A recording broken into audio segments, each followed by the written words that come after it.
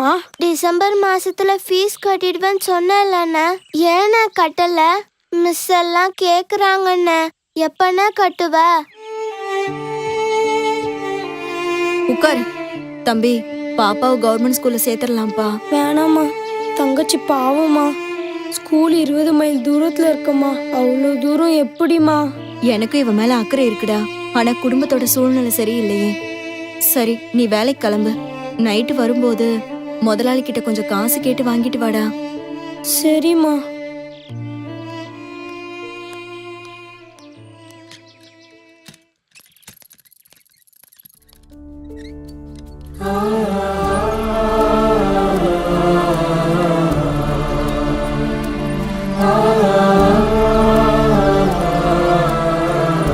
December மாசத்துல fees கட்டிடுவேன்னு சொன்னேன்லண்ணே, ஏண்ணே கட்டல?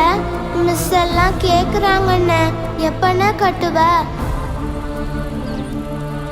பேசாம கவர்மெண்ட் ஸ்கூல்ல சேர்க்கலான்னா இவன் வேற வேணாங்கிறான். நானும் எத்தனை வீட்டுக்கு தான் வேலைக்கு போறது?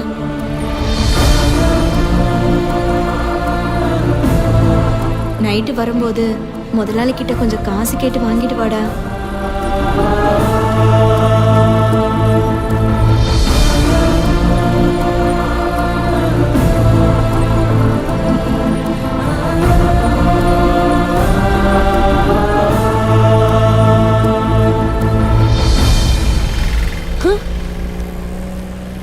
தம்பி, இப்படியேப்பா சைக்கிள்ல வருவ?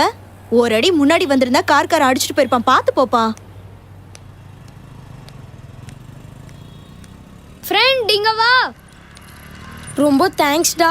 நீ மட்டும் கூப்பிடலன்னா கார்ல அடிபட்டு இருப்பேன். அப்படி என்ன ஃப்ரெண்ட் யோசனை பண்ணிட்டு வந்த? ரோட்ல வண்டி வரது கூட தெரியாம? வீட்டை நினைச்சுதான். என்னாச்சுடா? தங்கச்சிக்கு ஸ்கூல் ஃபீஸ் வேற கட்டணும், வீட்டுல கடன் வேற இருக்கு. எதை சொல்ல, ரொம்ப பயமா இருக்குடா.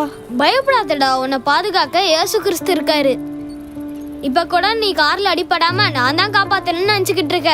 இல்ல, ஏசப்பா தான் உன்னை காப்பாத்தினாரு. நான் சொல்ல வர்றது உனக்கு புரியும்னு நினைக்கிறேன். உன்னோட சூழ்நிலையில இருந்து உன்னை ஏசப்பா கண்டிப்பா காப்பாத்துவாரு ஃப்ரெண்ட். நீ எதுக்கும் கவலைப்படாத. நான் தான் உனக்கு நேத்தே சொன்னேன்ல, ஏசப்பா உனக்கு ஆலோசனை கொடுப்பாருன்னு. வா, அவர்கிட்ட ஜெபம் பண்ணுவோம். ஆனா இங்க சர்ச்சே இல்லையே. சர்ச்சில் தான் பிரேயர் பண்ணணும்னு அவசியம் இல்ல, எங்க பிரேயர் பண்ணாலும் ஏசப்பா ஏத்துப்பாரு. வா, இங்கே ஜெபம் பண்ணுவோம், அப்புறம் நீ வேலைக்கு போலாம்.